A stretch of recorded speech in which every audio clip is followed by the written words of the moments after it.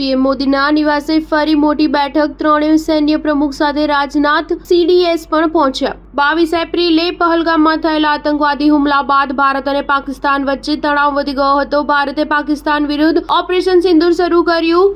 પાડોશી દેશે પણ જવાબી હવાઈ હુમલા કર્યા, જેને ભારતે નિષ્ફળ બનાવ્યા। બંને દેશો વચ્ચે વધી રહેલા તણાવ વચ્ચે શનિવારે સાંજે યુદ્ધ વિરામનો નિર્ણય લેવામાં આવ્યો હતો, જે બાદ હવે પરિસ્થિતિ સામાન્ય છે। એવામાં ત્રણેય સેના પ્રમુખ વડાપ્રધાનને મળવા વડાપ્રધાન નિવાસ પહોંચ્યા છે, તેમજ આજે બંને દેશોના DGMO વચ્ચે પણ ચર્ચા થશે, જેમાં શાંતિ જાળવવા અંગે ચર્ચા થઈ શકે છે। આ ઉપરાંત યુદ્ધ વિરામ ઉલ્લંઘન પર પણ ભારત પ્રશ્ન પૂછી શકે છે।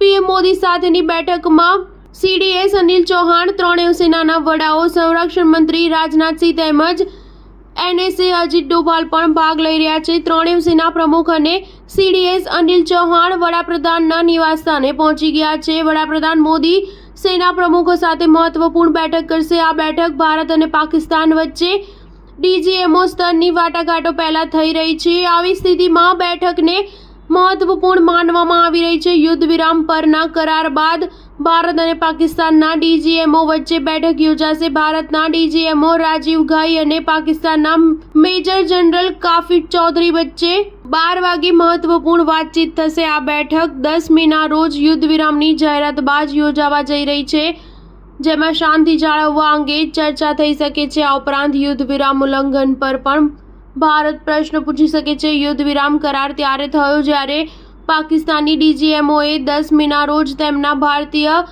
સમકક્ષને સંભવિત યુદ્ધ ટાળવા માટે પ્રસ્તાવ મૂક્યો। થોડા કલાકો પછી બંને પક્ષો દ્વારા સત્તાવાર રીતે યુદ્ધ વિરામની જાહેરાત કરવામાં આવી। વિદેશ સચિવ વિક્રમ મિસ્રીએ એક પ્રેસ કોન્ફરન્સમાં પુષ્ટિ આપી હતી કે DGMO સ્તરની વાટાઘાટોનો આગામી રાઉન્ડ 12 મેના રોજ યોજાશે। સ્ટાર ન્યૂઝ 7 હંમેશા સચ્ચાઈની સાથે।